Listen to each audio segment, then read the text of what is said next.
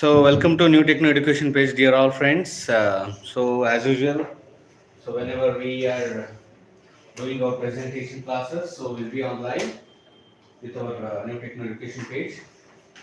So like saying, our Anushri and a couple of other students are going to do their presentations today. So we'll start with our presentations.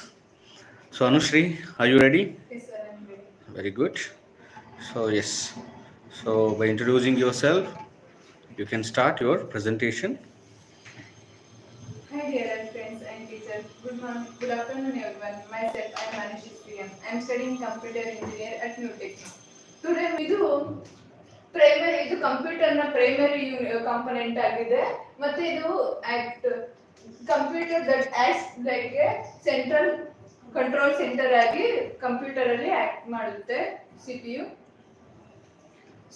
CPU ಅಲ್ಲಿ components of CPU ALU, CU control unit, mu memory unit. ALU ಅಂದ್ರೆ arithmetical logical unit. Arithmetic ನಾವು mathematic ಅಂತ ಕೂಡ ಹೇಳ್ಬೋದು, ಯಾಕಂದ್ರೆ ಇದು ಅದರಲ್ಲಿ 4 types ಇದೆ: ಪ್ಲಸ್, ಮೈನಸ್, ಇಂಟು, ಡಿವಿಷನ್ ಇದೆ.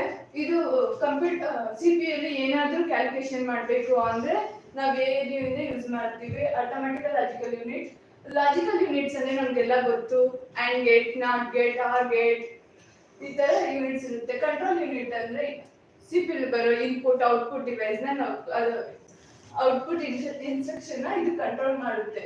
ಮೆಮೊರಿ ಯೂನಿಟ್ ಅಂದ್ರೆ ಇದು ಸಿಪಿ ಬಂದಿರೋ ಇನ್ಪುಟ್ ಅಲ್ಲಿ ನಾವು ಎಲ್ಲಿ ಸ್ಟೋರೇಜ್ ಮಾಡಬೇಕು, ಎಲ್ಲಿ ಮೆಮೊರಿ ಸ್ಟೋರೇಜ್ ಮಾಡಬೇಕು ಅಂತ ಇದು ಮೆಮೊರಿ ಯೂನಿಟ್ ಎಂಯು ಇದೆ.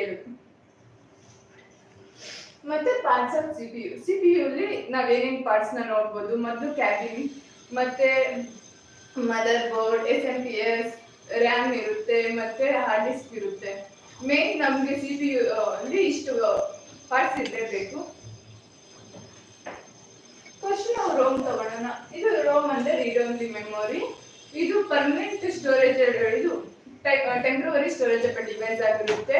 ಇದು ಒಂದ್ಸಲಿ ಕಂಪ್ಯೂಟರ್ ರೋಮ್ ರನ್ ಆಗ್ಬೇಕಾದ್ರೆ ಕಂಪ್ಯೂಟರ್ ರಿಸ್ಟಾರ್ಟ್ ಆದ್ರೆ ಇದು ವರ್ಕ್ ಆಗಲ್ಲ, ಎಲ್ಲ ಡಿಲೀಟ್ ಆಗ್ಬಿಡುತ್ತೆ. ನಾವು ಕಂಪ್ಯೂಟರ್ನ ಸ್ಪೀಡ್ ಜಾಸ್ತಿ ಮಾಡಬೇಕು ಅಂದ್ರೆ ರ್ಯಾಮ್ ಇರಲೇಬೇಕು. ರ್ಯಾಮ್ ಇಂದ ನಾವು ಕಂಪ್ಯೂಟರ್ನ ಸ್ಪೀಡ್ ನ ಜಾಸ್ತಿ ಮಾಡ್ತಿರ್ಬಹುದು. ರ್ಯಾಮ್ ನಾವು ಜಾಸ್ತಿ ಮಾಡಿದಷ್ಟು ಕಂಪ್ಯೂಟರ್.